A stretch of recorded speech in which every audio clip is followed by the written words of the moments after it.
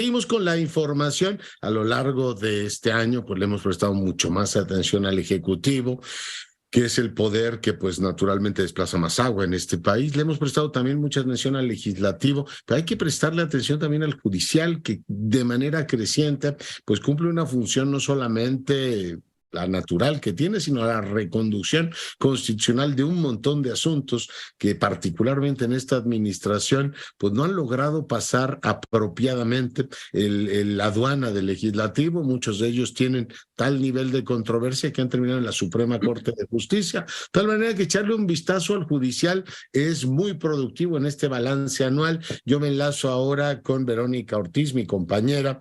Conducimos juntos, para fortuna mía, Incursionando. Ella es articulista del Heraldo y es una pues gran conocedora de los temas de derecho. Verónica, buenas noches. ¿Qué tal, Leonardo? Qué gusto estar contigo y con tu auditorio. Pues un balance de cómo ha estado efectivamente operando el judicial este año y particularmente una perspectiva. Va a haber un nuevo presidente o presidenta de la Suprema Corte de Justicia. ¿Cómo sientes las cosas?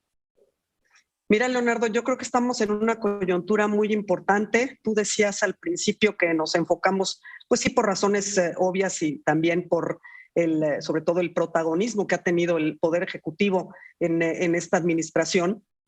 En ese poder, también en el poder legislativo, justo porque estamos cerrando un año de intensos debates también, y hay que decirlo, pues también de páginas pues no brillantes, la verdad, lamentables en el debate legislativo y en la aprobación de ciertas reformas, pero el tercer poder, que es el tercer pilar de nuestra democracia, el Poder Judicial, también tiene un peso específico muy importante y una relevancia por lo que ha sucedido, no solo en este año, sino a lo largo de estos 4 años, porque hay que recordar, como bien decías, que va a haber un nuevo presidente, es decir, culmina el presidente Saldívar su periodo y viene una nueva presidencia por 4 años. Entonces, es muy relevante la coyuntura precisamente por estas circunstancias políticas, sobre todo del país.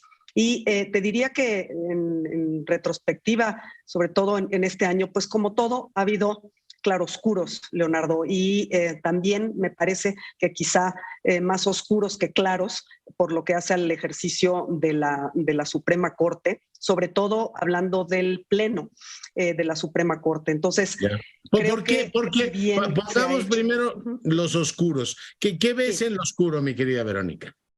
Mira, en lo oscuro creo que ha habido una presidencia de la Suprema Corte, en su titular, el presidente saliente Saldívar, que digamos, ha sido un protagonista excesivo, y no lo digo yo, lo dicen incluso sus pares. Si ves las propuestas que han hecho, digamos, para los que están candidateándose para relevarlo, hablan justamente de esta falta de colegialidad, me han dicho, ¿no? Varios de ellos dicen, la Suprema debe ser mucho más colegial. Exactamente, ¿no? De esta.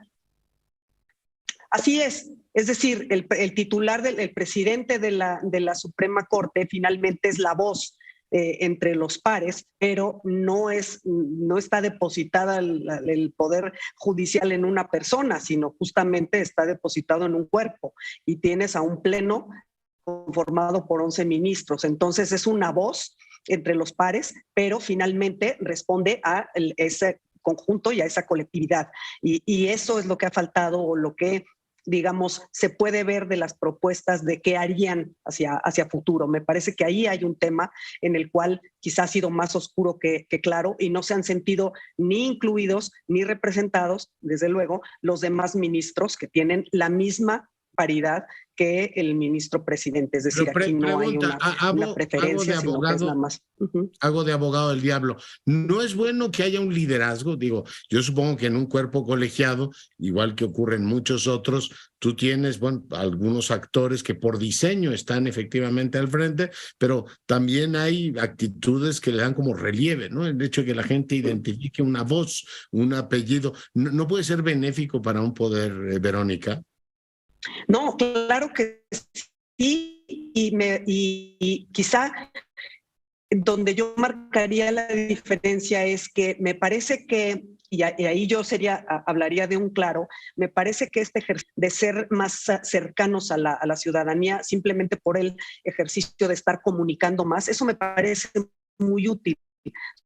Sobre todo porque siempre se dice que los abogados, y más si se trata de poder judicial, es decir, los jueces, pues hablan de una manera muy críptica o es un lenguaje muy difícil de entender o los temas justamente son demasiado técnicos y demasiado áridos. Entonces, ahí sí me parece un beneficio en cuanto tengas a un liderazgo reconocible por la ciudadanía y que digas, mira, pues justamente nos están comunicando cierto tipo de resoluciones o incluso explicando las sentencias o de qué van los asuntos o cuál es la relevancia de tal o cual votación. Eso es muy válido. Pero eso es una parte, pero no el que de alguna manera se suplante, digamos, la voz de los demás ministros por a lo mejor un protagonismo excesivo, que es lo que, digamos, que la parte oscura que en todo caso veíamos.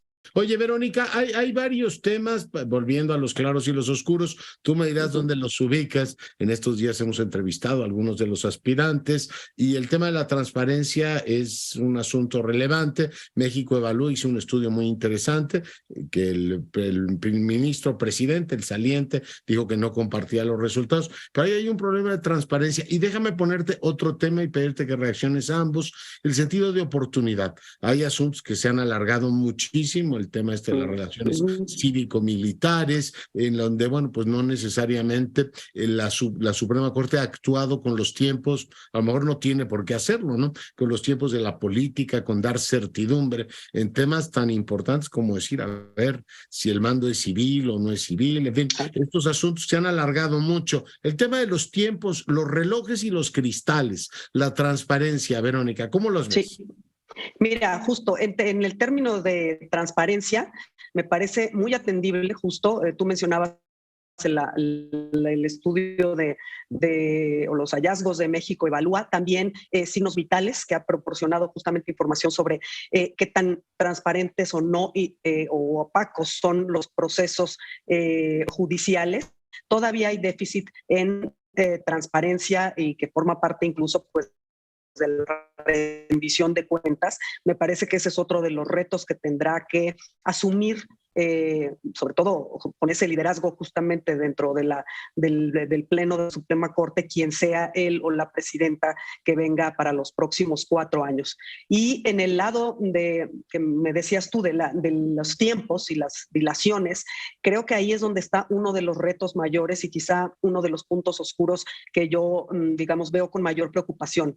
Fíjate que una de las prerrogativas del presidente de la Corte es enlistar los asuntos que se deben de tratar en el Pleno. Es decir, pasa por su aprobación la lista y los tiempos justo para poder ver esos asuntos. No hay, digamos, tiempos fatales o plazos que se tengan que exigir, lo cual le confiere una gran discrecionalidad. Y ahí es donde creo que está otra de los oscuros, como decía yo, o de las críticas que pueden hacerse a la presidencia del ministro Saldívar, porque él ha retrasado. Hay varias acciones de inconstitucionalidad, controversias constitucionales y sobre todo en los temas que, como bien dices tú, hay asuntos que llevan 3 años, Leonardo, esperando ser resueltos y son de tan vital importancia que incluyen exactamente las labores que debe o no ejercer, por ejemplo, en materia de seguridad pública, la Guardia Nacional. Entonces, tú imagínate si estamos en un limbo jurídico en ese asunto tan trascendente, en el mando o el traspaso de la jefatura de la Guardia Nacional a un mando civil o a la Sedena, porque esas cuestiones contravienen lo que se había aprobado en términos constitucionales. Entonces, ese limbo en el que se mantienen estos asuntos, digo, puede ser muy costoso y puede además causar daños que sean de irreparable solución. Entonces, sí me parece muy importante y muy trascendente que en esta facultad que tiene el presidente de la Corte, pues se atenga justo a la resolución de los asuntos. Y aquí señalaría el reto más importante que también lo hacen sus pares y no lo digo yo, que se ha visto que digamos, no es compatible el ejercicio de ser juzgador y de aplicar la ley con el ejercicio de una militancia política. Puede ser políticamente neutro, yo digo que se puede ser político y no partidista. En principio dicen los jueces, hablamos por nuestras sentencias, pero en este caso hay sentencias tan extraordinariamente complicadas y desde el punto de vista político tan eficientes o ineficientes, según se vea, como la ley eléctrica, esta que lo único que hizo fue generarnos más incertidumbre. Además la tuvieron que votar fraccionada, lo cual generó todavía pues, muchos comentarios. Probablemente sea lo correcto, lo canónico, yo eso no lo discuto, pero no es tan fácil para los mortales dar seguimiento a esto y decir, bueno, ¿qué dicen los jueces finalmente? Es un poco que sí, que no, que no, que sí. En fin, tú que le entiendes a estos temas, ¿cómo los ves? No, claro, yo creo que la función de los juzgadores es dar claridad y dar certeza. Cuando abonas justamente, como dices tú en el ejemplo de la ley eléctrica, a una confusión, o cuando en el ejercicio aquel de la revocación de mandato o del juicio a los expresidentes, lo que se hizo fue hacer un enredo de las preguntas, por ejemplo, para las consultas, que ya resultaba no solo confuso para quien iba a acudir a la consulta, sino de imposible implementación de los efectos. Bueno, creo que ahí estamos hablando de lo que se refiere de ser políticamente neutro. No que no tengan sus posiciones. Todos los ministros y todos los ciudadanos podemos tener posiciones políticas. Lo que no puedes es impartir justicia, digamos, más como activista político que como juzgador. Preguntarte, el tema de la integridad del Poder Judicial. Buena parte de la reforma que llamó Saldívar hablaba de eso, reducir la corrupción. Su acción también estaba muy centrada en eso, golpear el tema también del nepotismo, todas estas redes que hay en el Poder Judicial, de familias enteras que trabajan en el mismo. En esos, ¿qué valoración tienes y hacia dónde se debería mover? Verónica. Son otros dos puntos y retos muy importantes. Creo que es justo decir que se ha avanzado, porque efectivamente uno de los objetivos principales digamos, del ministro Saldívar y de esta administración saliente o presidencia saliente fue el combate a la corrupción y el tema del nepotismo, que por cierto también justo pues, se identifican con las prioridades del gobierno del presidente López Obrador, y entonces se trató justamente de abarcar no solo en términos del poder ejecutivo, sino de hacerlo como una forma generalizada de digamos, de búsqueda de mejores rendimientos, de rendición de cuentas y mejores rendimientos en cuanto al poder judicial. El tema de la corrupción se ha avanzado, sin embargo, digamos, es un tema también que es estructural, porque evidentemente no es nada más, no estamos hablando nada más de la Suprema Corte, sino de todo el Poder Judicial. Entonces, los retos siguen. Existen todavía casos, obviamente, de corrupción a nivel judicial y sobre todo, me parece, a nivel estatal, porque nuevamente quizá la percepción es muy negativa, Verónica. Totalmente. La gente no confía en los jueces.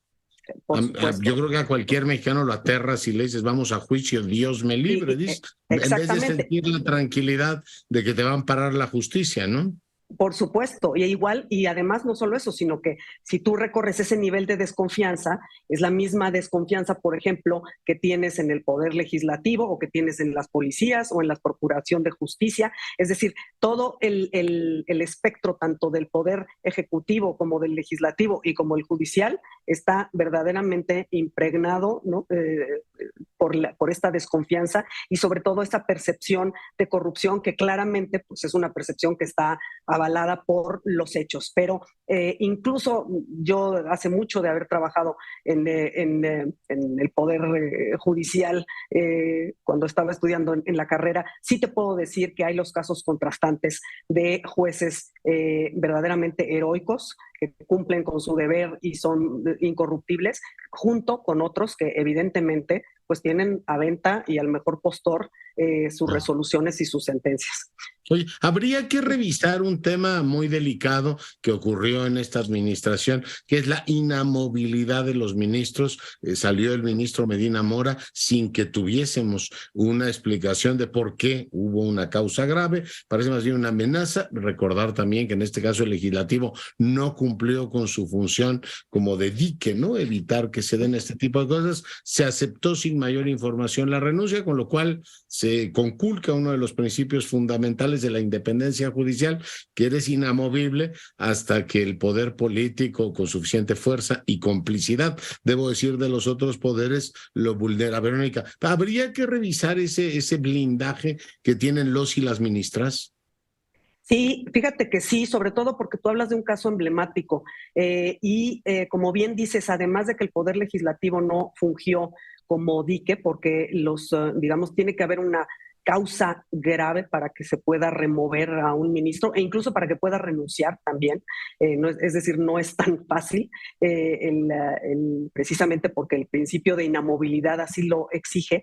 Y en el caso del ministro Medina Mora, no solo vimos esa falla del parte del legislativo, sino incluso del mismo Poder Judicial e incluso, y hay críticos que así lo señalan, la tibieza justamente del propio ministro Saldívar para, digamos, defender o como cuerpo del Pleno de la Suprema Corte, de alguna manera por lo menos que se exigiera el que se hicieran públicos exactamente el caso, el que en todo caso se prosiguiera una causa de un juicio político para poder remover a un ministro y a un funcionario de ese nivel, ¿no? Lo cual no se dio. Y lo ligo con el tema de la corrupción que tú decías, porque creo que algo que sucedió también es el pretender que una sola persona podía hacerse cargo de una reforma judicial de gran calado, porque casi casi era la persona que encarnaba la honestidad en todo el poder legislativo, judicial, y ese era el presidente de la Suprema Corte. Y como recordarás, Intentaron también una estuvo, ampliación de mandato. exactamente, de la mano de ese argumento de que solo el ministro presidente Arturo Saldívar tenía la probidad como para garantizar que esta reforma judicial y sobre todo en la parte de combate a la corrupción pudiera llevarse a cabo. Incluso hubo unas acusaciones del presidente de la República casi diciendo que era el único ministro en el cual confiaba, porque todos los demás no confiaba en ellos, incluso ministros que han sido justamente promovidos y designados ya durante la administración del presidente López Obrador. Entonces, esa parte la ligo por eso con eso y me parece definitivamente que como en otros casos muy serios que se han dado remoción de funcionarios, sobre todo digamos, de poderes del Estado, claramente hay que revisar y sobre todo hay que cumplir nuevamente. No se puede simplemente, digamos, remover a alguien por razones que no sean estrictamente las que proceden legalmente. Espléndido. Pues Verónica, no sabes cuánto agradezco el tiempo que hayas conversado esta noche con nosotros. Al contrario, Leonardo, siempre un gusto. Gracias, feliz año. Igualmente para ti y para todo tu auditorio.